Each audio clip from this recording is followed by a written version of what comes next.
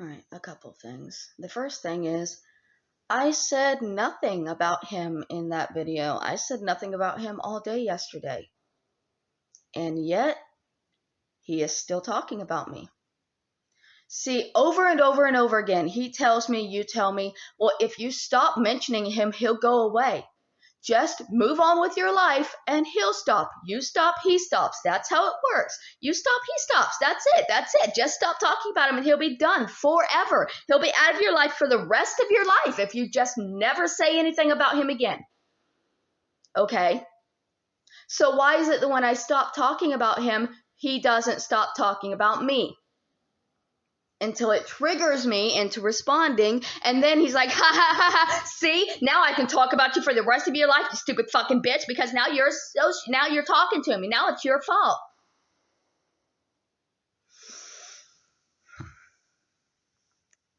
Okay.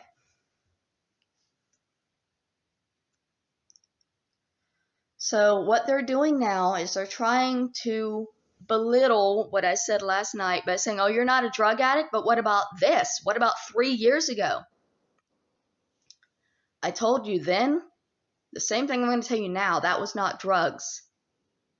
When I have breakdowns like that, it's not about drugs. It's about the fact that I'm bipolar and I have PTSD and I break down. I have PTSD and sometimes I panic. I go into complete panic, desperation mode, and I will do anything to feel better. And that doesn't necessarily mean drugs, but because drugs are the only way I know to handle it, that's where my mind goes. And because I'm not on pills anymore, I go to marijuana. I've tried to explain this many times. That ad was 3 years ago. And it happened because I was breaking down. I was panicking because there were so many people attacking me that day. And I was desperate to feel better. Not desperate to get high. Desperate to feel better. To not hurt mentally anymore. To control my mind. To be able to think straight. To not be afraid anymore. To not want to cry and scream for 2 seconds. That's what that was. I was desperate to not hurt anymore because of the people that were hurting me mentally. It had nothing to do with being on drugs. It had nothing to do with me being this terrible, junky drug addict that's just never going to be anything else. It has to do with me being this terrible, broken person that's never going to be anything else. Because PTSD doesn't go away. It will never go away. For the rest of my life, there will be moments where I feel so lonely and desperate to feel better. And over the years, I will learn ways to cope with that don't involve marijuana.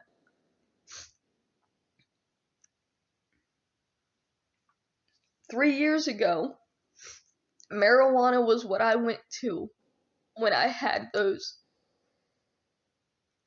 bouts, episodes, whatever you want to call them. I barely even smoke weed now. I've cut so far down on that I'm only really smoking when I'm on my period. Just to get through that week of hell.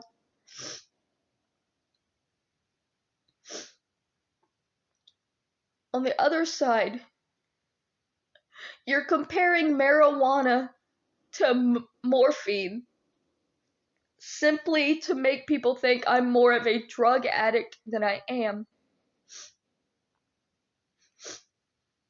When I'm desperate to feel better and all I'm asking for is marijuana, that's because my mental state is completely fucked. If I was begging and pleading for morphine or Xanax, that would be different. Those are addictions. The marijuana that I have been using for so many years, to call me a drug addict for that. When I live in California, this is the kind of hypocrisy that these people are, and yet they're friends with people who smoke meth, and they never call them out on that. Literally, one of the people that they talk to on here is named Roger Brown, and he regularly smokes meth.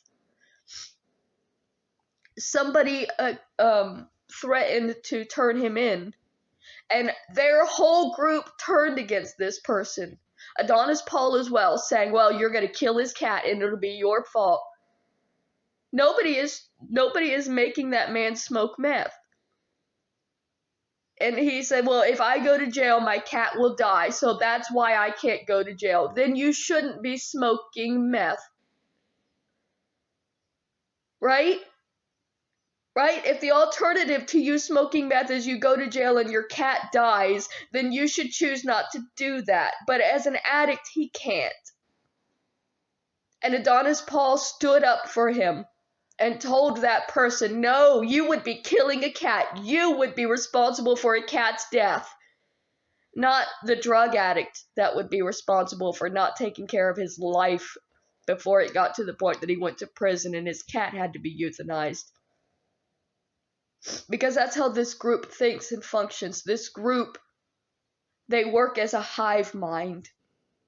And they're perfectly fine doing drugs in their group, but anybody outside of their group that does drugs, they will bombard. They will tell you you're garbage, that you're worthless, that you're never going to be anything. This is the way my family has treated me. This is why it's taken me so long to realize things are changing. I am changing. It's not 2013 anymore. I haven't taken a pill in years. And I have a right to be proud of that. They want me to be ashamed. They want me to think that I'm lying, even though I know the truth. It's my life. I'm living it.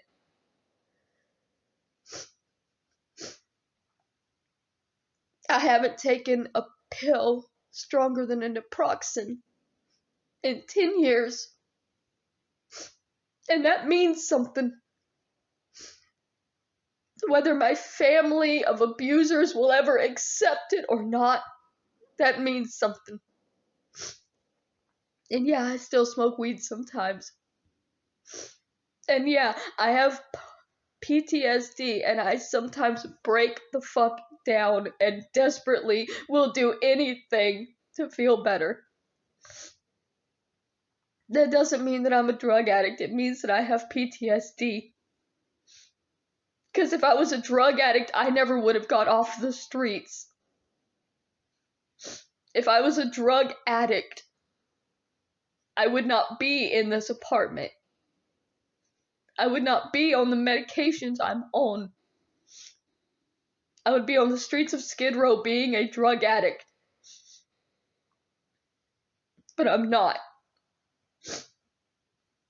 I'm not. No matter how many times they want to tell you that's all I am, I'm right here, sober, in an apartment, not doing drugs on Skid Row.